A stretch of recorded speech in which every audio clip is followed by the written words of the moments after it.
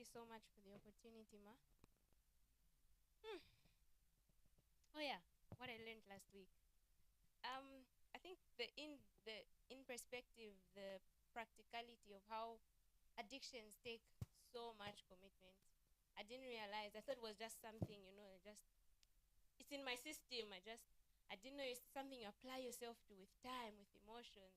You know, you attach yourself, Yeah, with lots you of attach energy. emotions to Yeah. it, you attach feelings and expectations and the like. And I didn't know that before. So I had to think through some of the addictions that I had. Of course, I didn't find them. But yes, Careful, man.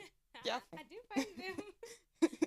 Okay. Yeah, but so for those who currently are battling with it, it takes your time. So you spend a lot of time. If you're addicted to watching series, maybe you don't even call it an addiction. You just say, I enjoy watching series. And these things keep you up from 21 to 02. Then you remember, oh, I have service tomorrow. I need to sleep. And you end up waking up late and what. And of course, it's unintentional. But the fact is, this is something you've invested in over time. You've invested in enjoying it. And I realized that enjoyment is a mental thing. You think so? I think so. You're not going to spend time in service if you don't think you enjoy it. Yeah, it's something you think you enjoy and you apply yourself to it. I'm here because I like to be here. I'm here because in my head, this is the only place to be. I enjoy it. And when I go back, I'm refreshed because that's what my mind knows, that this is what I get from such a place. So spending time with those addictions, it's what you fed yourself. That when I smoke, this is what I relax. I calm down, or I have courage. There's different things people attach different addictions to. So these things take your time, they take your commitment, they take your intentionality. I didn't know that each and every one of us here is hardworking. It's just dependent in what. And some of us, not some of us, some. I don't believe you're even among here, but some out there have been hardworking in applying themselves to addictions. You know, you find that in order to supply this thing, the money runs out, but they will find. And if they don't have where to borrow, where to find, where to convince someone, they will steal. And that's commitment. That's already communicating something that I need this thing. I've attached my life to it and I can't live without it. So by all means, I have to get it. So I learned that addictions really take our time and we can unlearn anything, we can relearn anything. Thank you. Okay, thank you so much, Ma. Sir David, I think I saw Sir David's hand. Today you people have never lifted your hands. It's a good day at the office. Okay, my HOM, you can come and join me. While she's coming, my HOM, please do come and join me. While she's coming up stage, I like what she's saying, because I think the systems of the world have taught us that that's the easier thing, that it's way easier for you to pick up a bottle. At those who are with me in the week, 2 bottles or what did he say? 2 bottles or something like that. 2 or 3 bottles. And really, people have convinced themselves and so submitted themselves to the point of thinking it's an easier way. But then the word of God comes and it brings light and tells us, listen, that's the hard process. It's harder to be in those things. It's harder to be committed to those things. And I think it's worse because your heart might not even be in it. Things are easy when you're willing, when you want them. But I can imagine forcing yourself to do something that's so hard. It requires the same amount of energy, time, and even just anything else would have cost you. But before we go over that point excessively, yes, Ma, what did you pick? Out of the many things I picked. So interesting. I'll get the point. My heart is my strategic positioning. Yes. My heart is where life happens. So I think early in the week, my member and I were having a conversation. We're talking about organs, biology and stuff. So I was saying, it's interesting how the Lord has made almost everything in pairs, like your eyes, 2 ears, nose. Men and women also made in pairs. Oh my God. That's a very good question. I'll get back to you. Okay. 2 nostrils, 2 lips, 2 jaws. Everything's almost in 2. Yes. But then we're looking at the brain and the heart. So if you look at the brain is like the main control. That's where everything, the signals come, like lift your hand, do this, do that. But there's one important organ, which is your heart. Yes, it does get instructions from the brain, but it also has its own ability to, like, it generates its own. It doesn't really need constant reminders from the brain, like do this, do that. It has its own. It can, it can do things on its own. So I'm reminded, why does the Lord emphasize a lot on the heart? Because he knows that it can control. yes, quite right. The brain is able to control, but your heart also can, lead you to a certain way of life. It can control things on its own. So I'm reminded of the scripture, guard your heart diligently, because out of it flow the issues of life. And as a man speaketh in his heart, so is he. So I was awakened and I realized when he said my heart is my strategic position, I was thinking, I was awakened rather to the reality that it's important for me to guard and check what's in my heart. Because away from God being sovereign, what is in my heart is what's going to overtake me wholly, like and solely.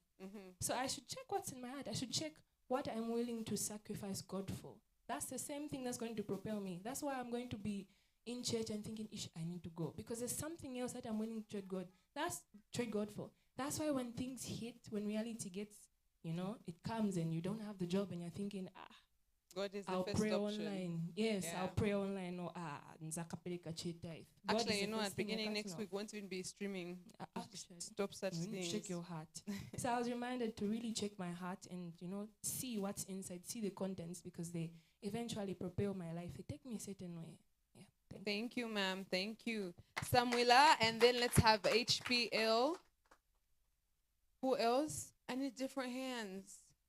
Just now we had a mighty move of new hands. I'll be waiting for it. Yes, sir. All right, thank you for the opportunity. I think one of the big points that I picked last week was the fact that every aspect of our life tells a story. Yes, sir.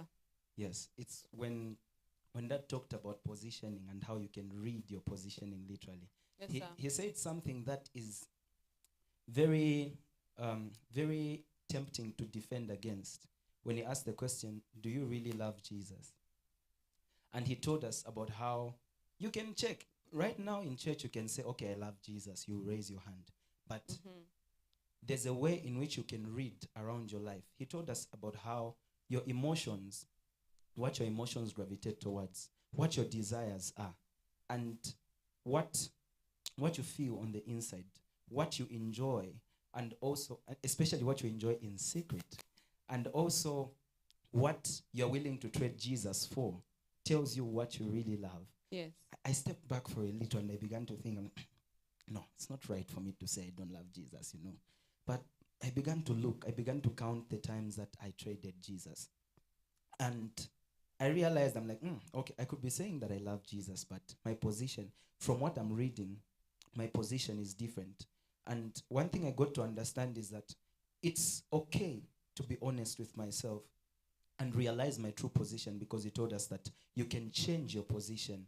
But first, you must correctly pinpoint where you're at. Your current location. Exactly. When you don't know your current location, it means you can't change it. On that note, sir, before you leave that point, in terms of identifying your current point and coming to acceptance of it, I like to believe there are different people in this room who've had several experiences, and they're thinking, okay, what's the thin line between accepting my current point and accepting defeat?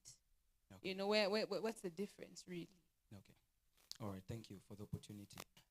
Yeah, thank you for that question. I think the biggest difference lies in heart's display. When you're in a place where you are in a negative situation and you take the place of defining yourself by it, and something I've come to understand. I'll give an example of this scenario. There's something I learned last year from what our man of God taught about spiritual intelligence. I learned that intelligent people and dull people exist. Yes. There is such a thing called dullness, and you could be dull. But intelligence and dullness are not an identity, but a position or a state that can be changed. You can be dull and grow and become intelligent. Yes, so sir. in the same way, when you define yourself by your current position, when you talk of defining yourself, it means identity. You don't change your core identity. So if at all you see that as your core identity, that's where the problem is. But if you see it as a position is temporal. Yes, sir. It means you that can you were move simply displaced from your position and you need to get back to where your right you ought position. to be. Or if at all you've never been in the right position, now that you have learned that there is a different position I'm supposed to be at, you can now be honest with yourself about where you are and take the right steps to begin to gravitate. All right. Thank you, sir. And It- I think to just end it, Yes, I would just say that you can deliberately move from your position